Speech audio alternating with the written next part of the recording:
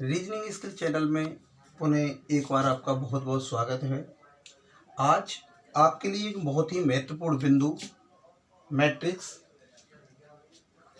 के बारे में हम पढ़ाएंगे। आज आपको मैट्रिक्स क्या होती है, इसमें किस प्रकार के सवाल आते हैं। सबसे पहले हम मैट्रिक्स के बारे में समझते हैं कि मैट्रिक्स है क्या। मैट्रिक्स एक इस प्रकार की पद्धति होती है, जो प्रश्न होते हैं वो इस प्रकार से आते हैं कि या तो वो किसी चित्र के माध्यम से या सीरियलिटी के माध्यम से, कंटिन्यू भी हो सकती है वो, या चित्र दे रखे हों, एक चित्र के माध्यम से, दो के माध्यम से या तीन के माध्यम से एक सीरियलिटी तैयार की जाती है। और उसके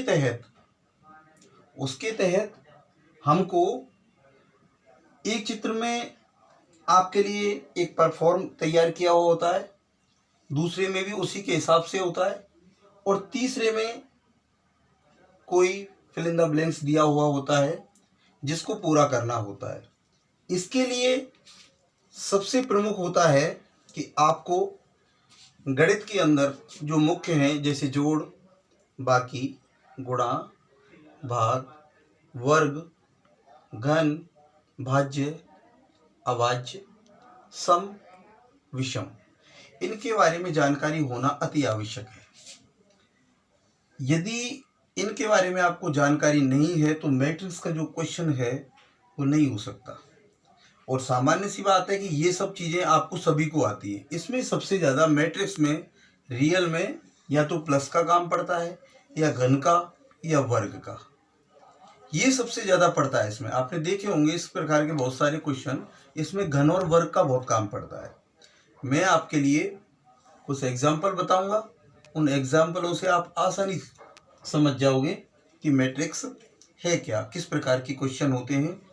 आइए मैं आपको एक एग्जाम्पल के द्वारा समझाता हूँ।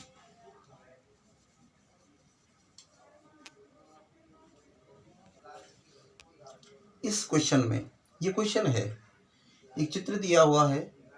इस चित्र में एक व्यवस्थित क्रम है किसी ना किसी प्रकार से, और उस क्रम के माध्यम से मैंने आपको बताया था मैट्रिक्स के बारे में, जब बताया था कि या तो कोई चित्र का व्यवस्थित क्रम होगा, चित्र एक भी हो सकता है, दो भी हो सकते हैं, तीन भी हो सकता है, लेकिन व्यवस्थित क्रम होगा।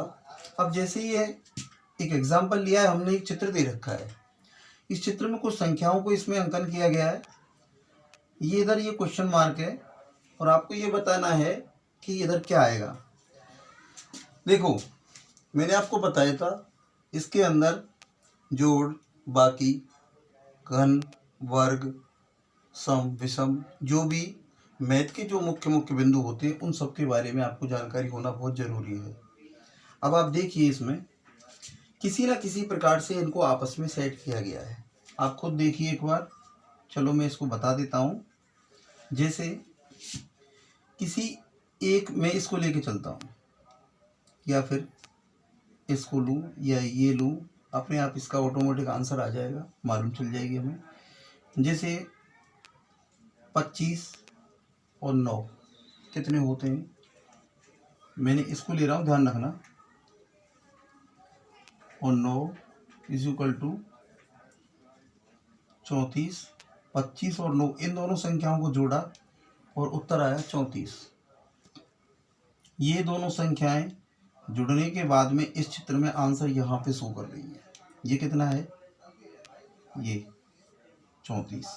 चलो आगे देखते हैं किसी दूसरे ब्लॉक में। 26 और 13, 26 प्लस 13 बराबर 26 और 13 कितने होते हैं, 39। ये दोनों संख्याओं का जोड़ इसको शो कर रहा है। आगे मैं इसको जोड़ दूं, 11 प्लस 24 बराबर, ये 11 और 24 दोनों मिलके कितने होते हैं, 35। ये दोनों इसको शो करेंगे। तो इसका मतलब ये वाली संख्या हमको निकालनी है कि यदि इस संख्या का और इस संख्या का यदि हम जोड़ कर दें, ये कोई संख्या है खाली है, यदि इस संख्या का और इस संख्या का जोड़ करें तो उन दोनों का जोड़ का आंसर क्या आना चाहिए, 35 आना चाहिए, 35 आना चाहिए। अब आपको देखना है कि इन दोनों संख्याओं का 7 और ये जो संख्या है इन दोनों का जोड़ कितना आ रहा है, 35 आ रहा है। अब आंसर की भी ज़रूरत नहीं है आपको, ABCD जो आपके लिए विकल्प दिए गए उनकी भी ज़रूरत नहीं पड़ रही है। इन दोनों के जोड़ के हिसाब से आप देख लीजिए कितना उत्तर हो सकता है। यदि यहाँ पे 28 हो तो ये आंसर कितना आ जाएगा, 35 आ जाएगा। यदि यहाँ पे हम क्या लिख दें, 28 लिख दें, तो इसका आंसर 28 और 7 35 ये वाला। तो इस चित्र के माध्यम से ये जो चित्र है ये मैट्रिक्स की इस पद्धति को शो कर रहा है। जो मैट्रिक्स हमने जो बताई है कि चित्रों के माध्यम से या किसी पंक्ति के माध्यम से इसमें इस प्रकार की व्यवस्था होती है जो कि गणितीय पद्धति पर आधारित होती है, और उसको हम आसानी से, जो हमारा फिल इन द ब्लैंक्स होता है, जो खाली होता है, उसको आसानी से हम कर सकते हैं। ये हुआ एक एग्जाम्पल, और एग्जाम्पल देखते हैं और अच्छी तरह से मालूम हो जाएगा। एक नेक्स्ट एग्जाम्पल देखते हैं।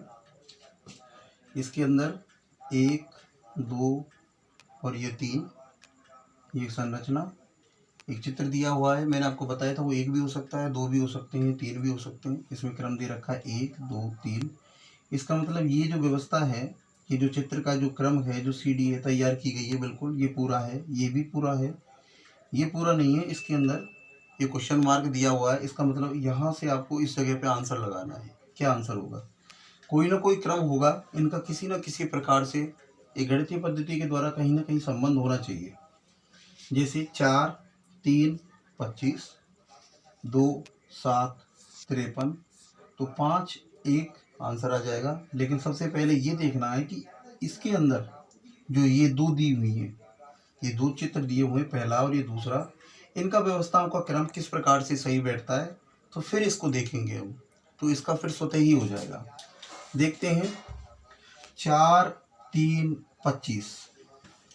यदि मैं 4 का वर्ग प्लस 3 का वर्ग कर दूं, 4 चौक 16 प्लस 3 का 3 तिया 9 बराबर 25। इस संख्या का वर्ग कर दिया, इस संख्या का वर्ग कर दिया, दोनों को मैंने जोड़ दिया, 25 उत्तर आ गया। इसका मतलब ये जो चित्र की जो क्रम सारणी है वो बिल्कुल तैयार है, ये इसी प्रकार से है। अब ये हमने देख ली, मालूम चल गई।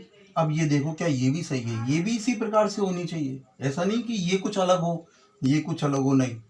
जिस प्रकार से ये तैयार हुई है इस क्रम से, इस संख्या का वर्ग, इस संख्या का वर्ग, दोनों के वर्गों को जोड़ने के बाद में जो आंसर आया है, तो ये भी यही होना चाहिए।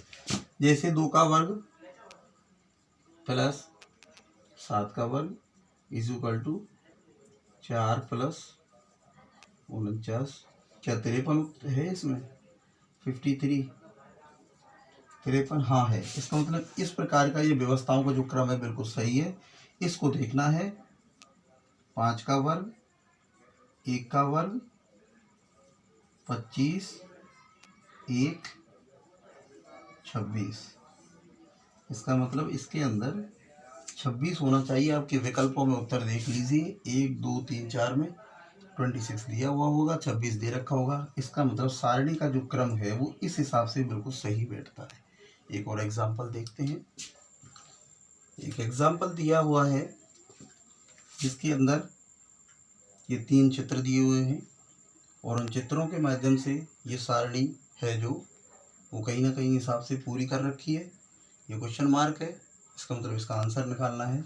देखिए, देखो एक बात जरूर है, जैसे ही आपके लिए ये मैट्रिक्स के जो क्वेश्चन आते हैं, शो होते हैं, आप तुरंत से, यदि आप गणित के उन नियमों को अच्छी तरह से जानते हैं, जो वर्ग है, घन है, सम विषम भाज्य भाज्य, तो आसानी से इनको बहुत जल्दी, बहुत क्विक एंड फास्ट, कुछ ही सेकंडों में, मैक्सिमम 10 सेकंड 10 सेकंड आप आंसर का पता लगा सकते हो। जितना जल्दी आप करोगे उतना ज़्यादा अच्छा, क्योंकि आगे के क्वेश्चन के लिए समय बचेगा। 5, 4, 9, ठीक है। 3, 8, 11, ये भी ठीक है। 9, 4, 13, इसका मतलब सारणी का जो क्रम है यहाँ तक तो ठीक है, ये बिल्कुल ठीक है। इन दोनों संख्याओं का जोड़ इधर की तरफ है आंसर।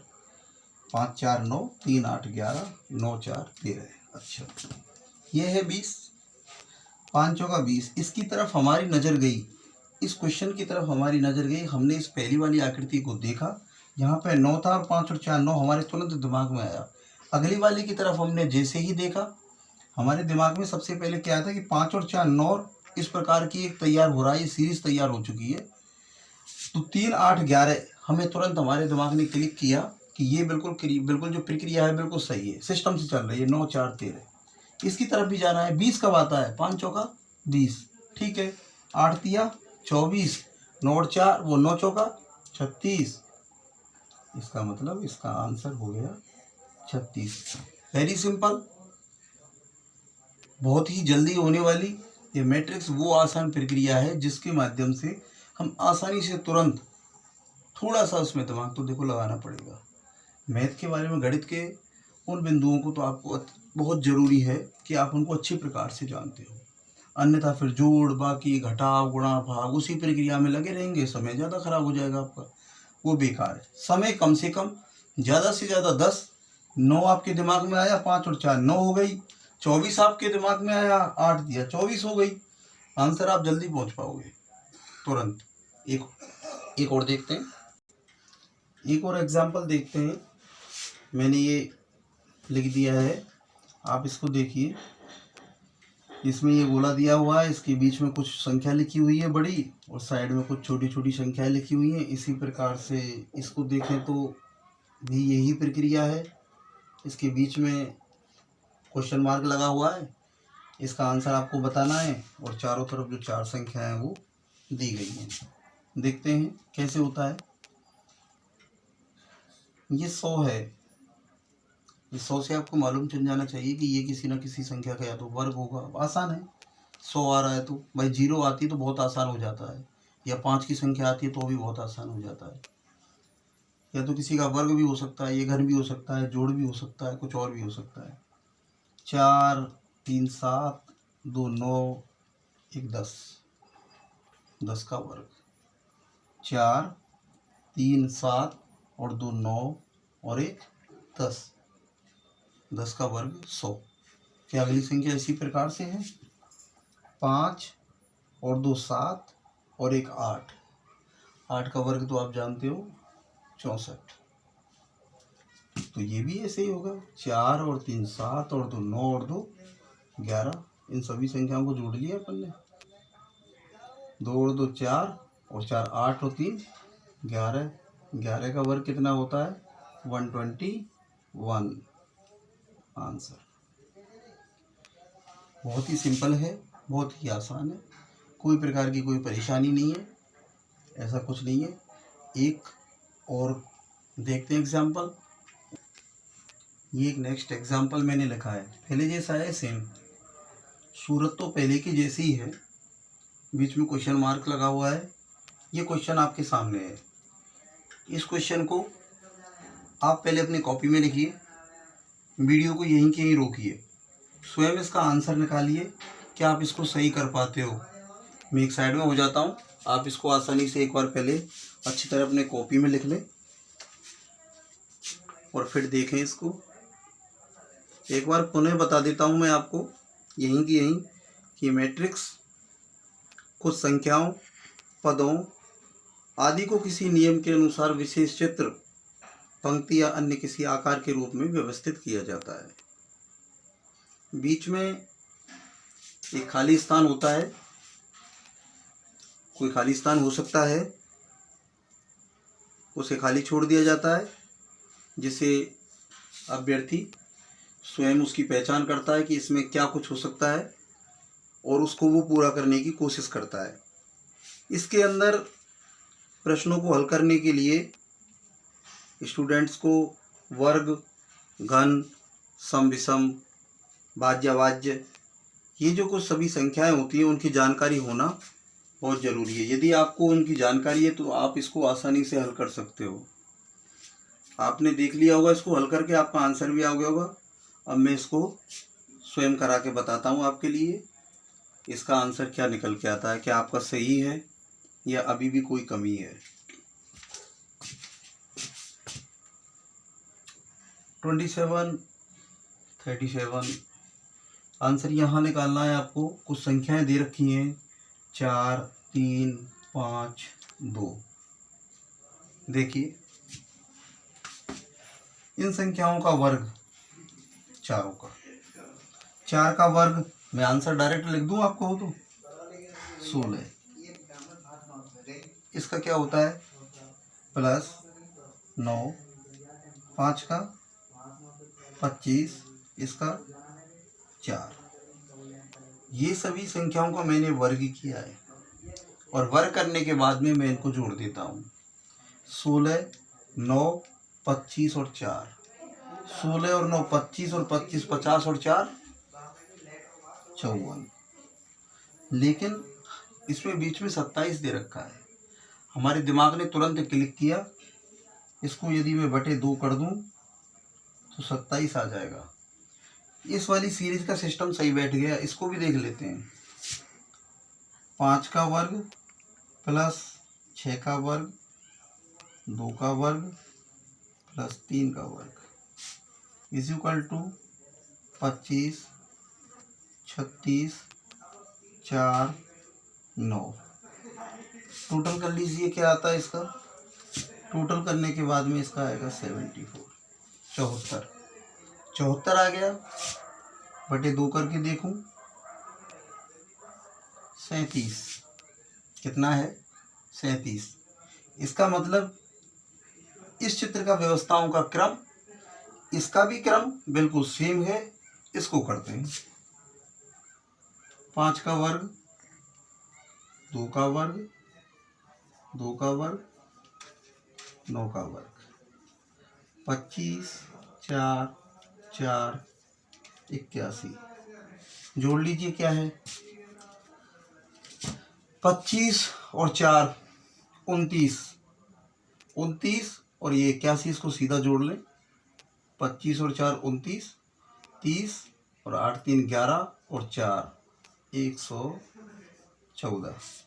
क्या सही है ये 25 और 4 29 और 4 33 और 8 3 11 और 4 बटे 2 इज इक्वल टू